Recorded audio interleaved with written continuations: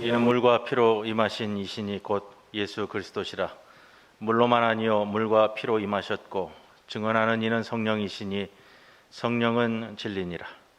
증언하는 이가 셋이니 성령과 물과 피라. 또한 이 셋은 합하여 하나이니라. 성부 성자 성령 삼위일체 하나님께 감사와 찬송과 영광을 올려드리옵니다. 천지를 창조하시고 크신 권능으로 열국과 만민을 다스리시는 성부 하나님, 홀로 영광을 받으시고 오늘도 우리의 삶을 선하고 의로운 길로 인도하여 주시옵소서. 십자가를 지심으로 인류를 죄에서 구원하신 성자 예수님, 이 자리에 임하여 주시사 예배하는 저희에게 구원의 기쁨과 부활의 감격이 차고 넘치게 하여 주시옵소서. 성도들 곁에 언제나 함께 하시며 의로운 길로 인도하시는 보혜사 성령님, 오늘도 우리에게 큰 믿음과 능력을 주셔서 세상과 타협하지 않고 굳건한 믿음을 지키며 승리하는 삶을 살게 하여 주시옵소서. 예수님의 이름으로 기도드리옵나이다.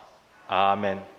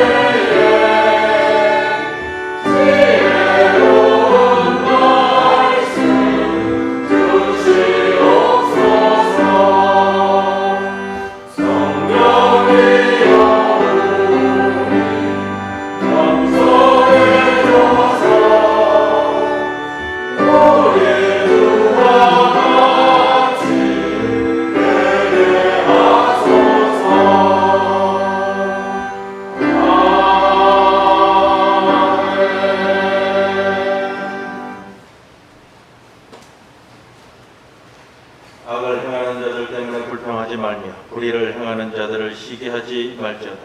그들은 불과 같이 속히 위를 행할 것이며 푸른 채소와 같이 세상할 것이리로다. 여호와를 의뢰하고 선을 행하라. 땅에 머무는 동안 그의 성실을 먹을거리로 삼을지어다. 또 여호와를 기뻐하라. 그가 내 마음의 소원을 내게 이루어 주시리로다. 내 길을 여호와께 맡기라. 그를 의지하면 그가 이루시고 내 의를 빛같이 하시며 내 공의를 종의 빛같이 하시리로다. 여호와 앞에 잠잠하고 참고 기다리라. 자기의 길을 정하며 악을 이루는 자들에게 불평하지 말지어다. 불을 그치고 노를 버리며 불평하지 말라. 오히려 악을 만들 뿐이라. 아멘. 전능하사 천지를 만드신 하나님 아버지를 내가 믿사오며 그 외아들 우리 주 예수 그리스도를 믿사오니 이는 성령으로 잉태하사 동정녀 마리아에게 나시고 본디오 빌라도에게 고난을 받으사 십자가에 못 박혀 죽으시고 장사한 지 사흘 만에 죽은 자 가운데서 다시 살아나시며 하늘에 오르사 전능하신 하나님 우편에 앉아 계시다가 저리로서 산자와 죽은 자를 심판하러 오시리라. 성령을 믿사오며 거룩한 공회와 성도가 서로 교통하는 것과 죄를 사하여 주시는 것과 몸이 다시 사는 것과 영원히 사는 것을 믿사옵나이다. 아멘.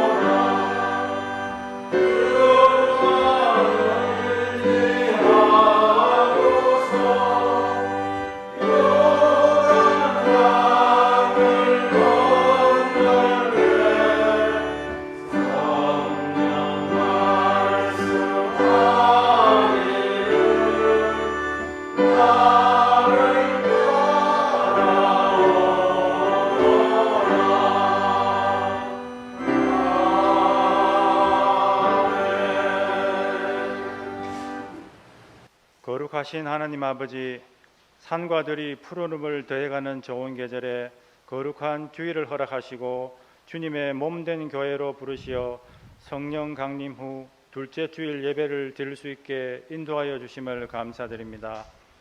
이 예배를 통하여 홀로 영광 받으시고 이 시간이 성령 충만한 은혜의 시간이 되게 하옵소서.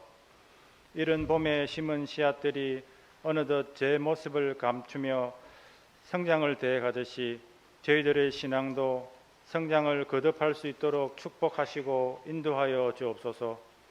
자비하신 하나님, 벌써 이번 해도 절반이 지나가고 있는 이때에 지난 저희들의 삶을 돌이켜봅니다. 하나님 앞에 온전히 살겠노라 기도하였건만 세상과 벗하며 주님께서 주신 말씀, 주님께서 베풀어 주신 은혜를 모두 잊은 채 오직 나만을 위해서 살아왔음을 고백합니다. 하나님 앞에서 신실하게 살아가는 성도의 모습을 잊어버리고 내가 중심이 되어 살아가고자 했던 죄를 고백합니다. 주님께 의지하고 감사하는 생활이 되기보다는 불만을 가득 품은 채 하루하루를 살아왔습니다. 이 시간 주님의 십자가 보혈의 공로를 의지하여 회개하오니 저희를 긍휼히 여겨주시고 용서하여 주시옵소서. 성령으로 함께 하시는 하나님, 생명 있는 모든 것들이 향기를 내뿜고 성숙해지는 이 계절에 저희 심령을 더욱 성령 충만하게 하셔서 죄에 이끌려 살기보다는 굳센 믿음을 소유하기 위해서 더욱 기도하게 하시고 내게 능력 주시는 자 안에서 무엇이든지 할 수 있다는 신앙으로 힘있게 나아갈 수 있는 저희들 되게 하여 주시옵소서. 낙심할 만한 일들이 많으나 낙심하지 않게 하시고 주님의 능력을 의지함으로 굳건하게 살아갈 수 있는 저희들이 되게 하여 주시옵소서. 평화의 하나님, 6월을 맞이할 때마다 이 민족의 뼈아픈 지난날을 회상하지 않을 수 없습니다. 72년의 세월이 흐르고 있지만 아직도 이 민족은 전쟁과 이념으로 인해 남과 북으로 분단된 채 화합하지 못하고 반목하고 대립하고 있습니다. 주님, 오늘도 이 땅에서 이 민족의 화합을 위해서 기도하는 당신의 백성들의 기도를 들으사 이 민족을 보호해 주시고 인도해 주셔서 어서 속히 평화 가운데 하나 되는 귀한 역사를 베풀어 주시옵소서.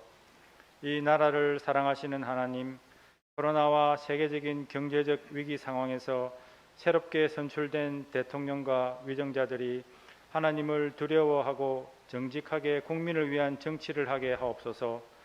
주님께서 이 나라를 긍휼히 여기시고 인도하셔서 공의롭고 모든 사람이 존중받는 나라로, 인간의 생각이 아니라 하나님의 섭리에 의해서 다스려지는 나라로 이끌어 주시어 코로나와 경제적 위기를 잘 극복하게 하옵소서.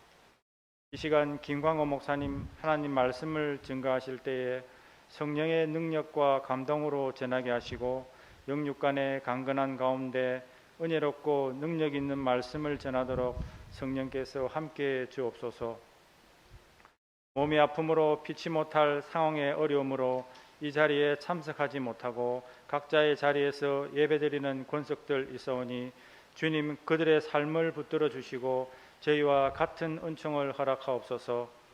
귀한 사명 감당하는 성가대의 찬양을 기쁘게 받아주시고 예배를 위해서 섬기고 봉사하는 모든 이들의 헌신에 주님의 사랑과 축복이 넘쳐나게 하여 주시옵소서. 우리를 구원하신 예수 그리스도 이름으로 기도드립니다. 아멘.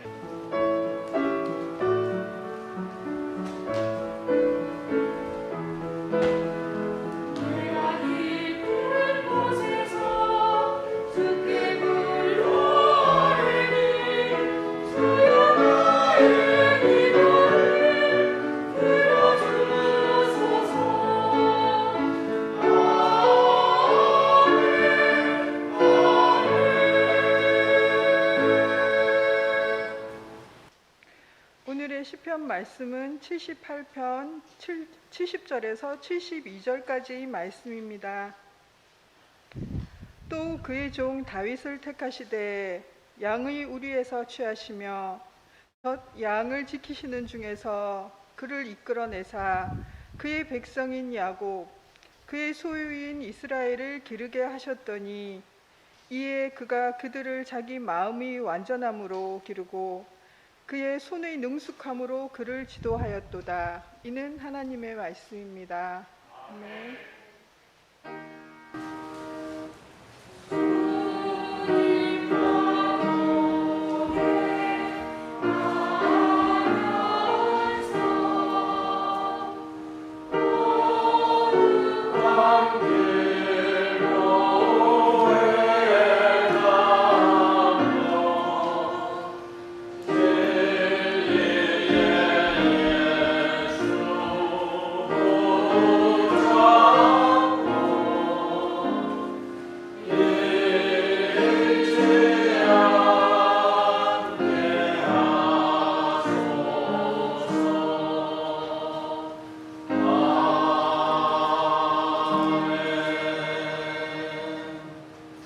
우리들에게 주시는 하나님의 말씀 다니엘서 6장 1절로부터 9절 말씀입니다.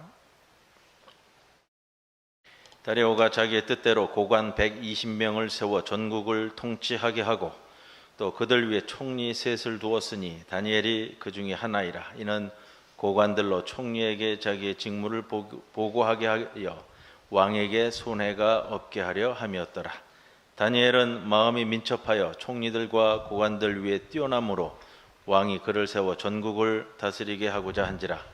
이에 총리들과 고관들이 국사에 대하여 다니엘을 고발할 근거를 찾고자 하였으나 아무 근거, 아무 허물도 찾지 못하였으니 이는 그가 충성되어 아무 그릇됨도 없고 아무 허물도 없음이었더라. 그들이 이르되 이 다니엘은 그 하나님의 율법에서 근거를 찾지 못하면 그를 고발할 수 없으리라 하고, 이에 총리들과 고관들이 모여 왕에게 나아가서 그에게 말하되 다리오 왕이여 만수무강하옵소서. 나라의 모든 총리와 지사와 총독과 법관과 관원이 의논하고 왕에게 한 법률을 세우며 한 금령을 정하실 것을 구하나이다. 왕이여 그것은 곧 이제부터 30일 동안에 누구든지 왕 외의 어떤 신에게나 사람에게 무엇을 구하면 사자굴에 던져넣기로 한 것이니이다. 그런즉 왕이여 원하건대 금령을 세우시고 그 조서에 왕의 도장을 찍어 메대와 바사에 고치지 아니하는 규례를 따라 그것을 다시 고치지 못하게 하옵소서 하매, 이에 다리오 왕이 조서에 왕의 도장을 찍어 금령을 내니라. 이 말씀 가운데 성령께서 함께 하시기를 기원합니다.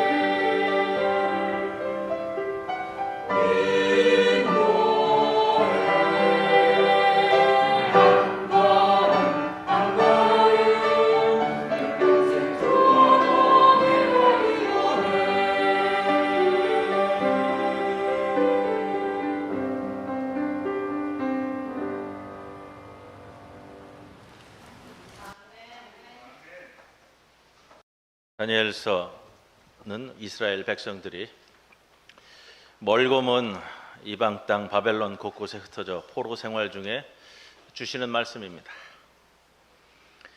다니엘서 말씀을 나누면 늘 생각할 것은 다니엘이 바벨론이라는 당시 최고의 제국에서 또 그 이방인들 가운데에서 바벨론 신인 마르둑 벨 신이 세상 최고의 신이라 여겨지고 또 이 신들이 세상의 주관자라고 여겨지는 그런 세상인 바벨론에 살고 있는 그 가운데에서 그리스도인들에게 주시는 하나님의 말씀입니다.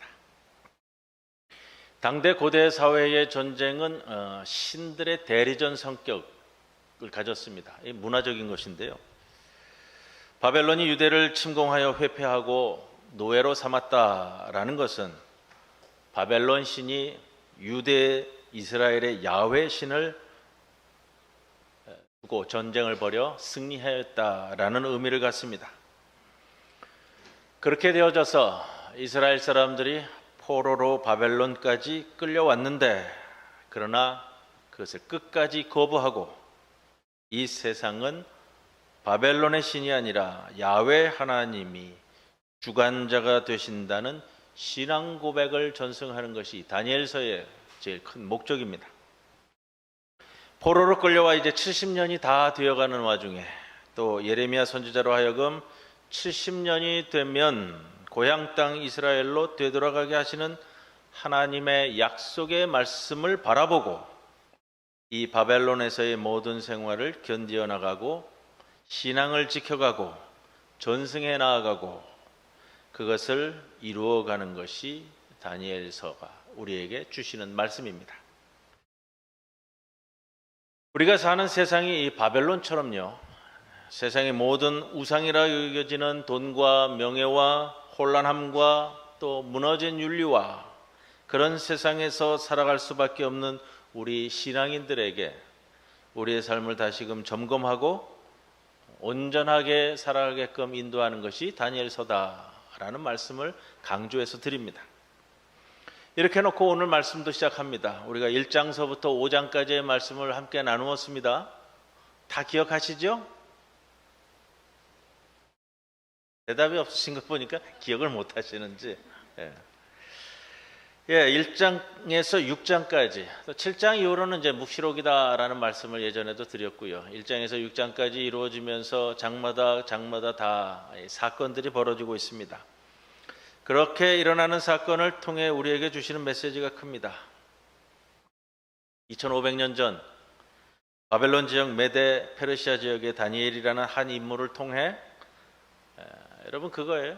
단순한 영웅 이야기가 아니라 바벨론이라는 세상에서 신앙을 지켜나가야만 했던 하나님의 백성들을 하나님께서는 어떻게 이끌어 가시는가, 그리고 하나님의 이끄는 대로 삶을 살았던 그들은 어떤 신앙의 모습으로 이 세상을 살았는가, 그것이 우리에게 주시는 메시지가 되는 겁니다.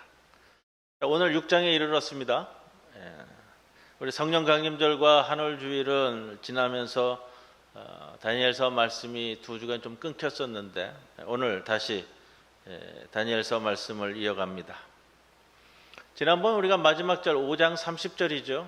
이렇게 마무리를 짓고 있습니다. 바벨론의 벨사살 왕이 죽임을 당하고 메대 사람 다리오가 나이 60에 새 제국을 일으켰다. 좀 기억을 해내셔야 되는데 벨사살 왕이 바벨론 이 성읍에서 문을 닫고 2년간 버티다가 꿈을 꾼 날 그날 저녁에 다리오가 이 바벨론 성읍을 뚫고 들어와서 벨사살 왕을 죽이고 이 바벨론 제국을 무너뜨립니다.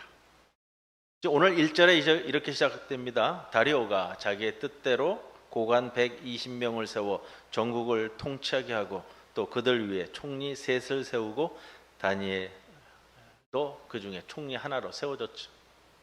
내용상으로 보면은 세 총리 중에서도 다니엘은 으뜸 총리입니다.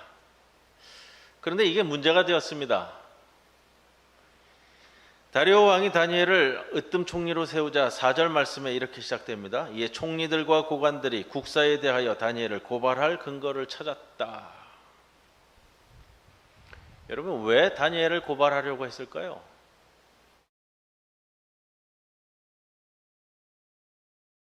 으뜸 총리가 되었는데 왜 이들이 다니엘을 고발하려고 했을까요? 이것이 세상이라는 거예요. 이것이 세상이고요. 우리가 살아가는 세상이고, 또 교회 내에서도 이 모습을 볼 수밖에 없고요. 그렇기 때문에 우리에게 2022년을 살아가는 우리들에게도 의미 있게 다가오는 말씀이 됩니다. 왜 그렇죠? 상식적으로 생각하면요, 일반적으로 생각하면 그런 거예요. 뛰어난 총리가 있어서 세워졌어요. 그러면 어떻게든 그에게서 뭔가를 좀 배우려고 하고, 또 그가 이 나라를 잘 이끌어갈 수 있도록 축복해야 하는 것이 상식이고 일반이겠는데, 그런데 어떻게든 다니엘을 끌어내리려고 작당을 하는 거예요. 모든 고관 법관들을 다 동원해서 이루어지죠. 오늘 본문에 보면 그렇게 나오잖아요. 이게 사람이라는 거예요. 이게 세상이라는 것이고요. 또 더 나아가서 이게 우리라는 거예요. 바벨론 사회, 지금 이제 메데 페르시아 제국으로 넘어갔는데, 그 가운데서도 흩어져 살던 이스라엘 사람들이 어떤 모습을 보이느냐? 그것을 다 우리에게 일러주고 있고요. 다니엘이 바벨론 때에는 벨사살 때에, 우리가 5장 말씀에 그런 말씀을 드렸습니다. 포로로 잡혀온 사람이라고 벨사살 왕으로부터 하대당했어요. 그의 선대 왕 때에 뛰어난 총리로 있었음에도 불구하고 손자인 이 벨사살 왕 때에는 또 다니엘이 하대를 당했잖아요. 끌려온 포로 출신 아니냐. 이제 다리오 왕 때에는 제국이 바뀌었습니다. 정권이 바뀐 정도가 아니고요, 왕이 바뀐 정도가 아니라 제국이 바뀌었어요. 나라가 바뀌었다는 거예요. 그렇게 나라가 바뀌면 또 나라가 어떻게 바뀌었죠? 무력 침공에 의해서 바뀌었어요. 나라가 바뀌면 그 나라의 고관 자리는 누가 차지하죠? 공신들이 차지하는 거예요. 그 나라를, 새 나라를 세우는데 공 있는 사람들, 공신들이 고관을 차지하는 게 일상이에요. 다리오가 자신의 뜻대로, 1절이 그렇게 시작하잖아요. 자신의 뜻대로 다니엘을 으뜸 총리로 세웠습니다. 여러분, 다니엘은 실제로 그래요. 전 제국, 전 정권에서 총리를 지낸 사람이잖아요. 바벨론 총리였잖아요. 그럼 어떻게 돼요? 보통 우리가 생각할 때는 바로 숙청되거나 적어도 추방되는 거예요. 그런데 이런 사람이 으뜸 총리가 됐어요. 다리오 왕이 나이가 나오죠. 60세라고 나옵니다. 지난번에 조금 제가 말씀을 드렸습니다만, 이때의 다니엘의 나이가 얼마나 됐을까? 80 정도로 추정해. 80. 새 나라를 세우고 아는 것이 있어요. 다리오 왕이 산전수전 다 겪은 왕이잖아요.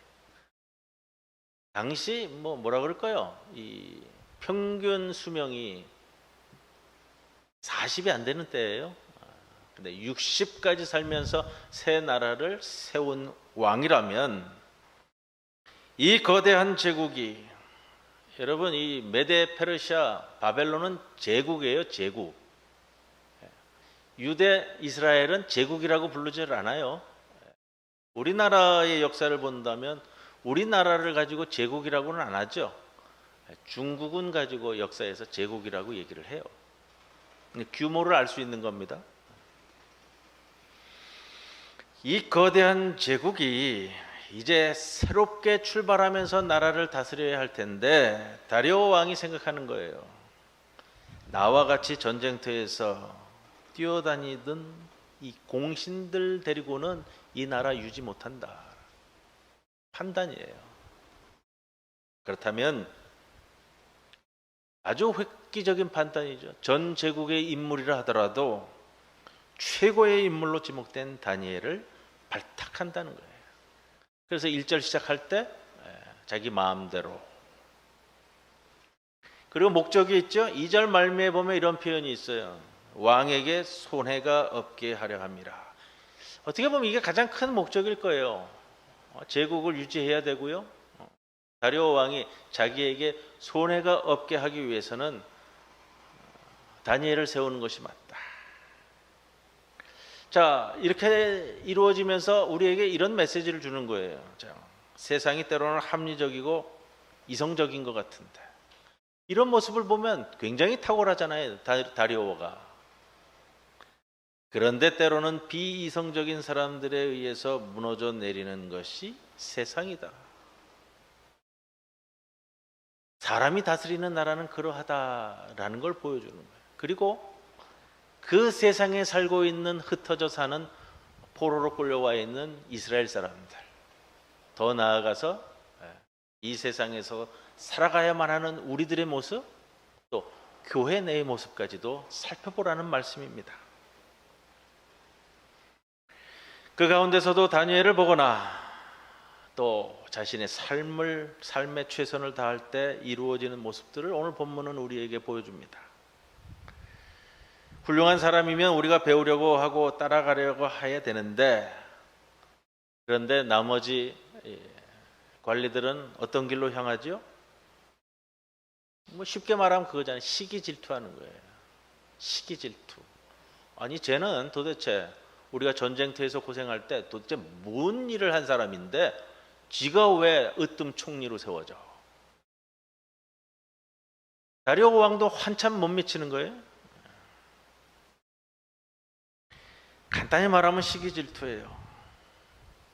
여러분, 그러한 일들이 비일비재하게 우리 세상에서 일어나고요. 오늘 또 6.25 민족화해주일인데 그 바탕에도 시기 질투가 있잖아요. 성경의 시기 질투로 망하는 사람들이 종종 등장합니다. 가장 대표적으로 사무엘서에 보면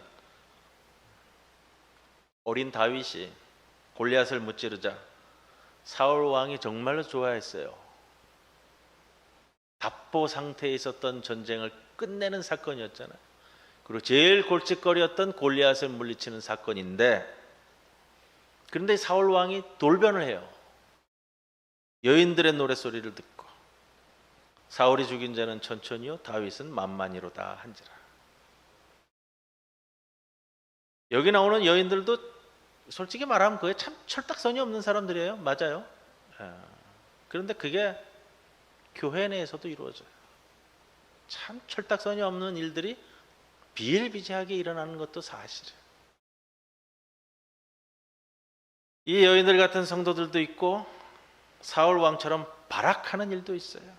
이게 시기질투가 벌이는 나쁜 일이에요. 그런 시기질투가 나쁜 상상을 일으킨다고요? 사울이 어떤 상상을 하게 되냐면 다윗이 자기 나라를 빼앗을지도 모른다.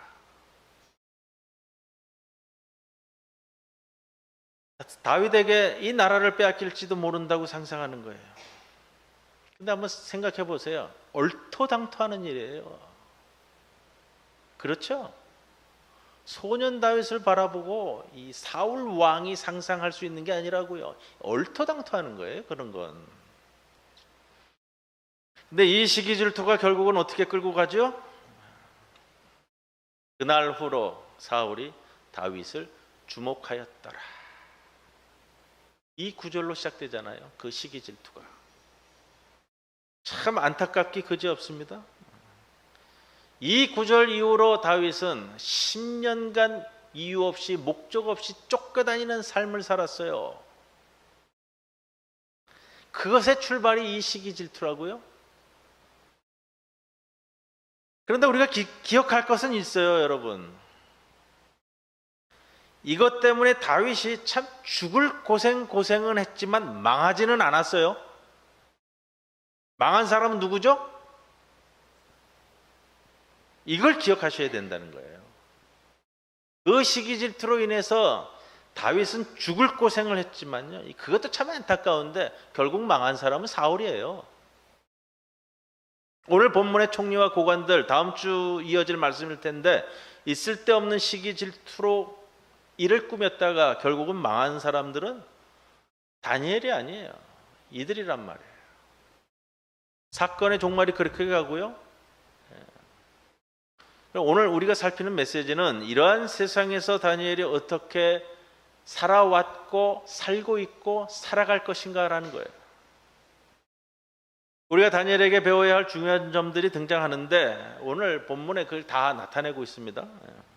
다리오 왕이 다니엘을 총리로 등용했습니다. 무엇에 근거했을까?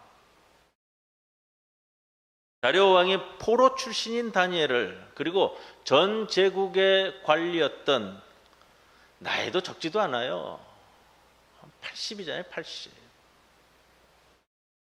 다니엘을 총리로 등용했다는 것이 무엇을 의미할까? 본문에 두 가지가 나오는데요. 첫째로 다니엘은 뛰어난 실력을 가지고 있었어요. 3절 말씀 보세요. 다니엘은 마음이 민첩하여 총리들과 고관들 위에 뛰어남으로. 뛰어난 사람이에요. 관리로서 뛰어난 사람이에요. 실력을 갖춘 사람이에요. 다니엘의 소년기 모습을 우리가 기억합니다. 1장에 등장하는 모습 있죠? 느부갓네살 왕에게 평가받을 때 1장 20절 모습 보면 그 지혜와 총명이 온 나라 지혜자들보다 10배나 나은 줄을 아니라. 기억하시죠? 여러분, 물론 1장 17절 말씀을 보세요. 하나님께서 네 소년에게 학문을 주시고 깨닫게 하시고 지혜를 주셨다 했습니다. 하나님이 주셨어요. 그렇다고 소년들이 놀기만 했을까요? 한번 대답해 보세요. 하나님이 주셨으니까 그냥 오늘은 먹고 놀아도 내일 가서 시험 보면은 그냥 항상 100점이에요. 아니죠. 하나님이 주신 지혜를 붙들고 그 누구보다 열심히 노력했어요. 느부갓네살 벨사살 왕 때까지 관리로, 그것도 고관으로 제위했어요. 세상에서 그 누구보다 실력을 갖춘 인물이에요. 그리스도인은 실력을 갖춰야 된다는 거예요. 여러분, 내가 당장 오늘 이게 배가 아파가지고 수술을 받아야 돼요. 근데 내가 수술을 받을 때에 의사 선생님 둘 중에 한 사람을 고를 수 있어요. 한 사람은 수술 실력이 굉장히 탁월해요. 그분한테 수술만 맡기면 실수 없이 모두 안전하게 건강하게 퇴원할 수 있는 선생님이 있어요. 그런데 그리스도인이 아니에요. 또 한 분은 정말로 교회에 신실한 그리스도인으로 소문나신 중직을 맡으신 의사 선생님이에요. 근데 이분이 수술하면 실수가 많대요. 안에다가 거즈도 넣고 덮고 안에다가 가위도 넣고 덮고 한다는 분이에요. 여러분들 누구에게 여러분의 몸을 맡기시겠어요? 그렇잖아요. 그리스도인이 이 세상에 살아갈 때 어떻게 살아가야 하는가를 정확히 보여주는 거예요. 세상에 나아가 그리스도인으로서 최고의 실력을 갖춰야 되는 것이고요. 우리 자녀들을 그렇게 키우셔야 되는 거예요. 그렇게 다리오 왕이 다니엘을, 반대가 왜 없겠었어요? 전 제국의 고관이었는데, 그리고 실제로 이 새 메데 페르시아 제국을 세우는 데 있어서는 아무 공로를 안 한 인물이잖아요. 새 나라를 이끌고 가기 위해서는 그 실력을 존중하는 거예요. 세상에 나아가는 그리스도인이 그렇게 살아야 됩니다. 둘째로 봅니다. 다니엘은 이런 뛰어난 실력에 더해서 흠 없는 도덕성도 갖추었어요.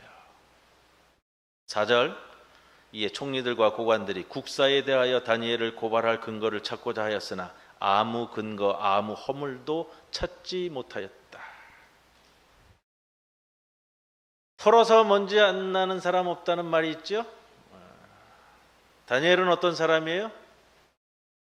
털어서 먼지 안 나는 사람. 이것이 다니엘이에요. 여러분, 이게 그리스도인이에요. 이게 부러운 거예요. 장관이, 우리나라에서 그래, 장관이 세워질 때마다 청문회를 하는데 우리가 다 알잖아요. 가관이에요, 가관. 사람이 없어요, 사람이. 그 중에 어떤 분은 뭐 장로님이라고 그러고 어떤 분은 권사님이라고 그러는데 털어서 먼지 안 나는 사람, 이렇게 논할 정도가 아니잖아요. 털어서 먼지 안 나는 사람 없다고 하면서 세상은 원래 다 그래. 이건 바벨론 스타일이에요. 이건 페르시아 스타일이란 말이에요. 그리스도인은 그런 말로 자기 합리화를 하는 거 아니에요. 비겁한 일이에요, 그런 건. 우리는 그래서는 안 돼요. 왜 털면 다 먼지가 나야 돼요? 적어도 여러분 기도하실 때 하나님, 저는 하나님 앞에서 털어서 먼지 안 나는 사람으로 살기 원합니다. 그 기도 드리실 수 있으셔야 돼요. 세상에 다들 그렇게 살아가는데요. 다들 바벨론에서도 메대에서도 페르시아에서도 그렇게 살더라고요. 야훼 하나님의 백성들은 그 세상에서, 그 바벨론에서, 그 페르시아에서 그렇게 살아서는 안 된다는 것을 오늘 본문은 우리에게 말씀해 주고 있습니다. 여러분, 기도할 때에 털어서도 먼지 안 나는 사람이 되기를 간구하십시오. 오늘 시편 78편, 오늘의 시편이에요. 오늘 시편 78편 70절 이하에 보면 교훈이신데 맨 마지막 석절이 오늘 본문 말씀이었습니다. 70절 이하에 이렇게 되어 있죠. 또 그의 종 다윗을 택하시되 양의 우리에서 취하시며 젖 양을 지키는 중에서 그를 이끌어내사 그의 백성인 야곱 그의 소유인 이스라엘을 기르게 하셨다.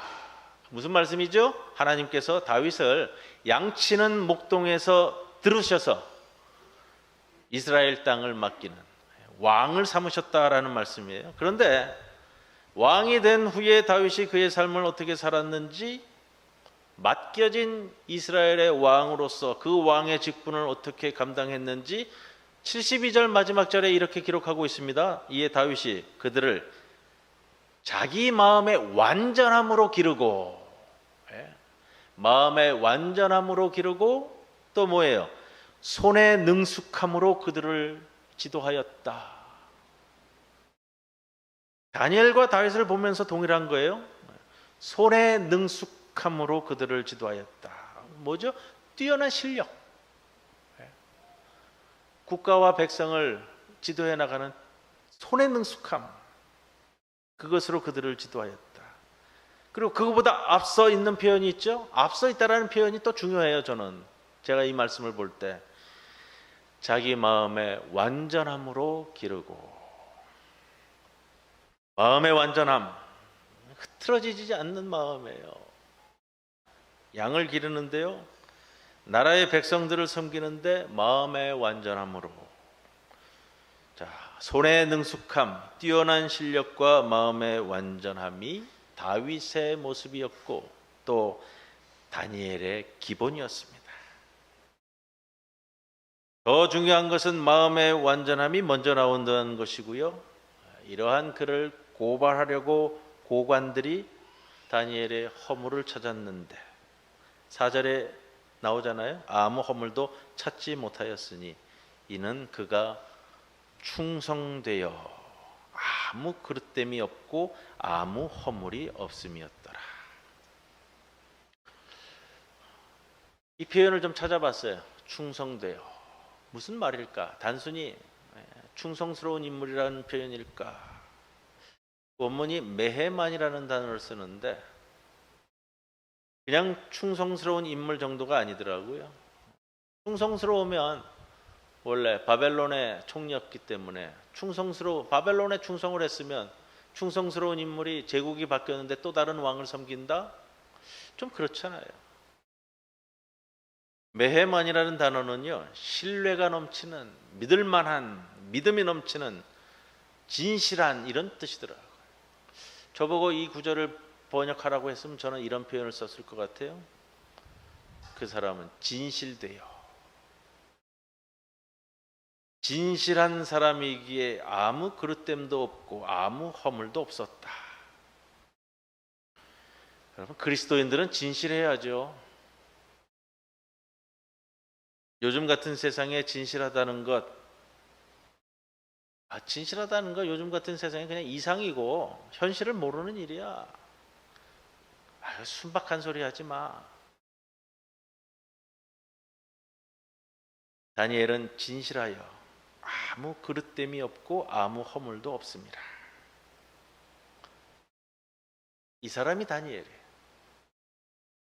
이 사람이 하나님의 백성이라는 거예요. 하나님의 백성은 그렇게 살아야 된다는 거예요. 그러니 고발하려는 자들이 어떻게 접근하게 돼요? 5절에 이렇게 표현하잖아요. 하나님의 율법에서 근거를 찾지 못하면 그를 고발할 수 없으리라. 그 사람이 믿는 하나님이, 야훼 하나님이 있는데 그것을 빌미로 엮어놓지 않으면 불가능하겠다. 세상도 안다는 거죠. 세상도 안다는 거예요. 다니엘이 어떤 사람인지. 그가 진실한 사람이기 때문에 우리가 엮어보려면 그가 믿는 하나님과 엮어보지 않으면 어렵다. 그래서 엮어가는 것이, 내놓는 방법이 있잖아요. 잔꾀를 쓰는데 한마디로 표현하면 이런 거예요. 배타적 황제 숭배 금령. 배타적 황제 숭배 금령. 내용을 아시죠? 다니엘을 공경에 빠뜨리자. 그런데 우스운 게 나와요. 하나 더. 이렇게 표현하는 게, 다니엘서가 굉장히 잘 짜여져 있는 성경이고요. 우리에게 주시는 구절구절의 말씀이 있는데 그들이 알아요. 뭘 아냐? 이렇게 가는 것도 혹 그들의 법으로 이게 빠져나가면 빠져나가는 거니까, 잘못하다가는 이거 가지고 되지도 않을지도 모르니까 안전장치를 걸잖아요. 8절에 그런즉 왕이여 원하건대 금령을 세우고 도장을 찍어 메대와 파사의 법을 따라 결코 제거되거나 바꿀 수 없도록 그렇게까지 해야 된다는 거예요. 그렇게까지 해야 엮어 놓을 수 있지, 이거 잘못 엮었다가는 안 될 것 같다. 세상이 얼마나 이렇다 저렇다 하면 이것까지 붙여서 했을까. 그러면서 우리에게 일러주는 게 있어요. 세상의 주권자가 다스리는 나라는 이러한 나라일 뿐이다. 우리는 그리스도인이라면 당연히 다니엘이나 다윗처럼 마음의 완전함과 손의 능숙함을 기본으로 사는 삶이 되어야 되고요. 우리의 신앙의 후손들을 그렇게 양육하셔야 됩니다. 그래서 하나님으로부터는 기본이고요. 우리는 그런 말을 쓰시는 경우가 있어요. 하나님만 아시면 되지. 그 말은 50%밖에 정답이 아닐 수가 있어요. 하나님으로부터와 세상으로부터. 저 사람은 진실한 사람이야. 저 사람은 믿을 만한 사람이야.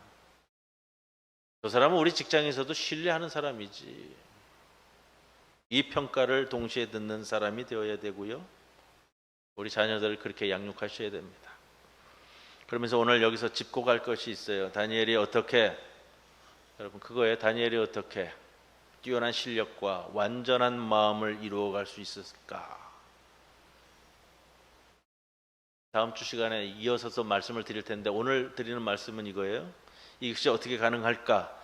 오늘 말씀의 제목이기도 합니다. 3절 말씀인데, 다니엘은 마음이 민첩하여 총리들과 고관들 위에 뛰어남으로. 마음이 민첩하다. 5장 12절에도 같은 표현이 나와요. 같은 단어고요. 원문으로도 똑같아요.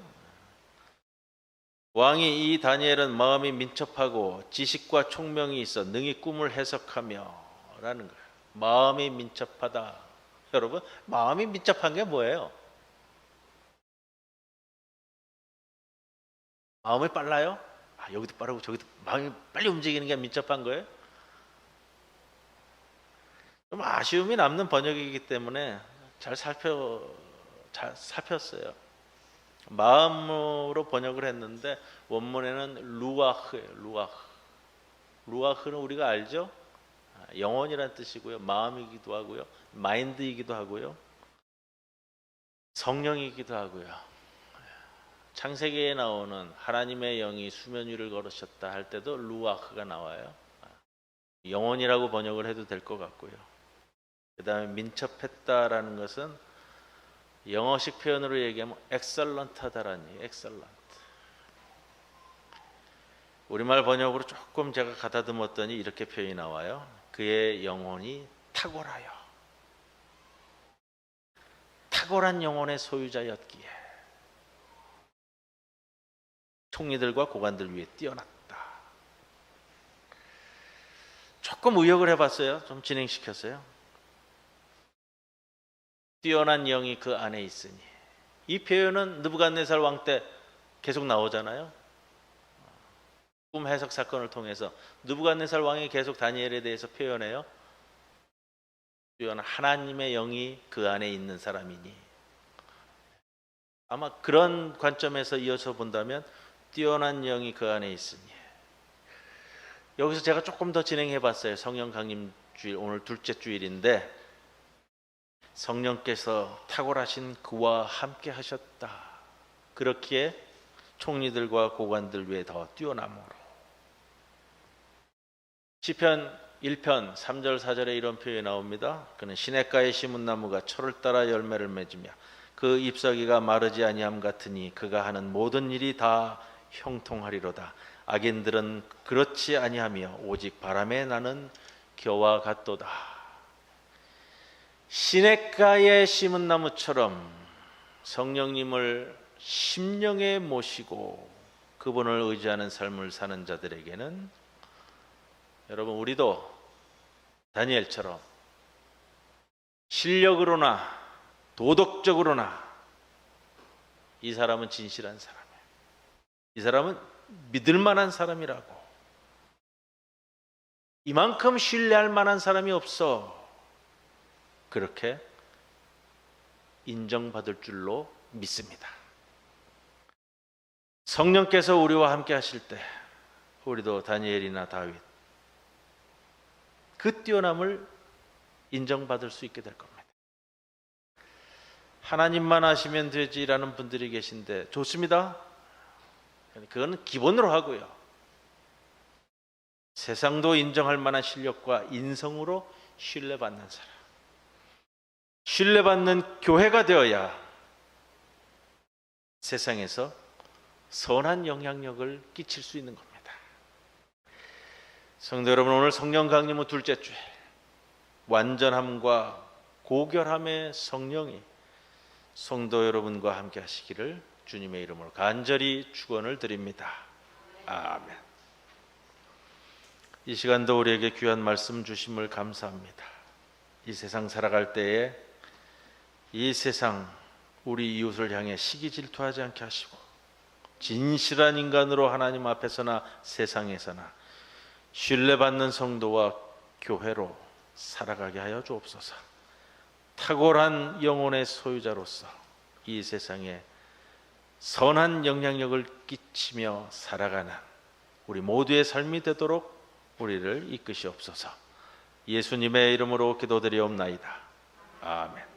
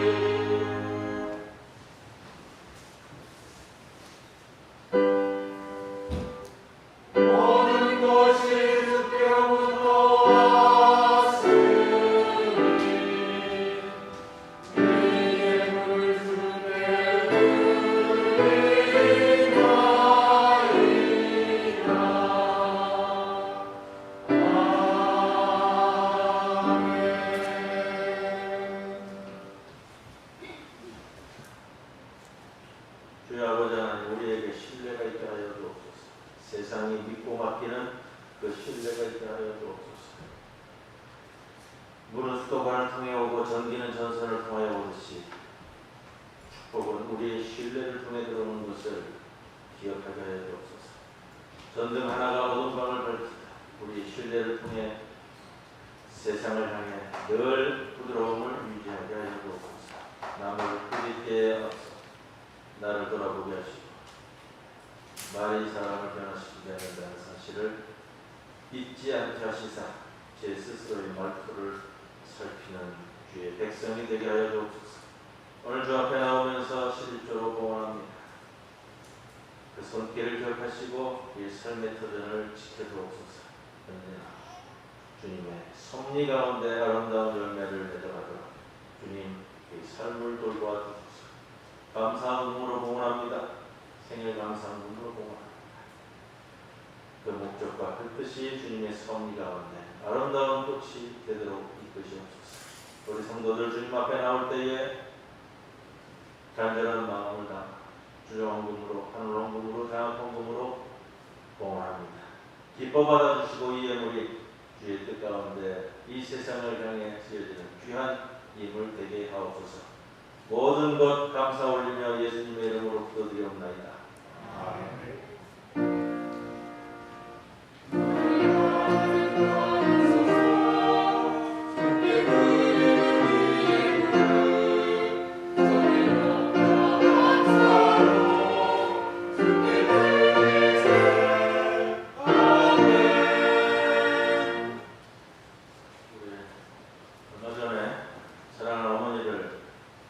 보내시고 장례를 치른 우리 유가족들이 있습니다.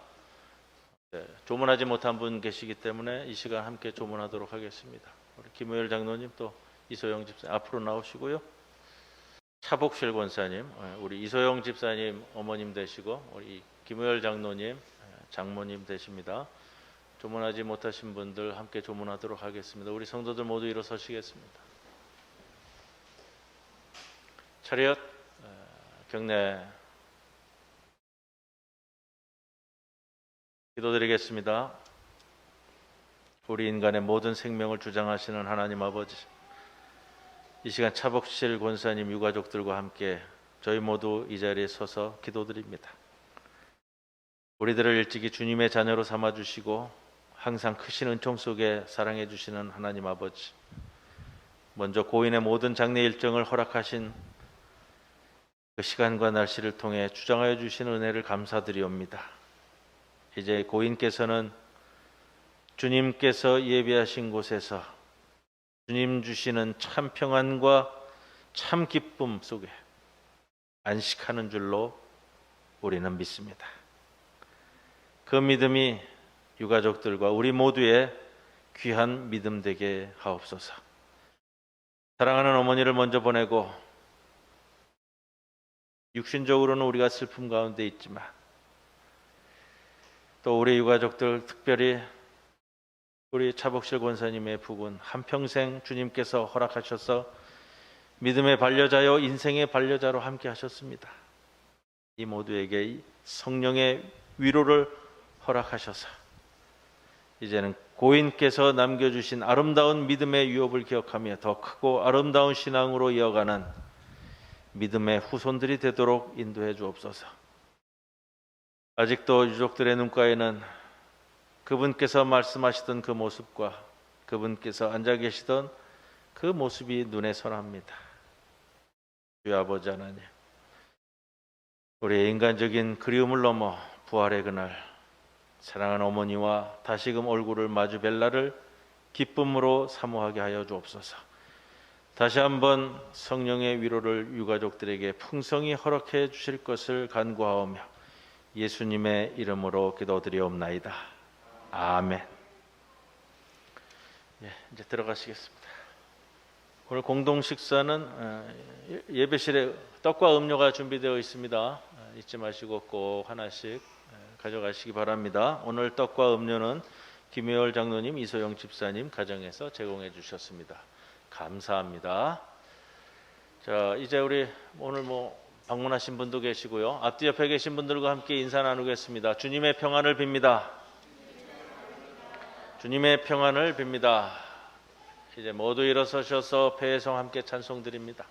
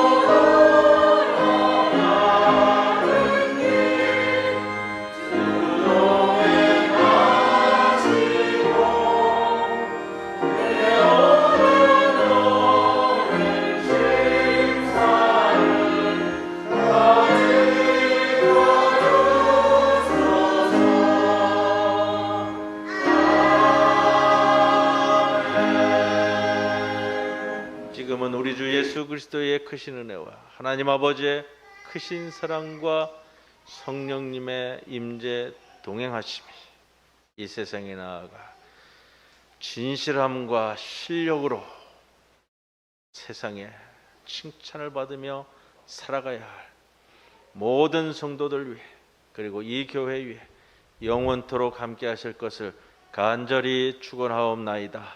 아멘.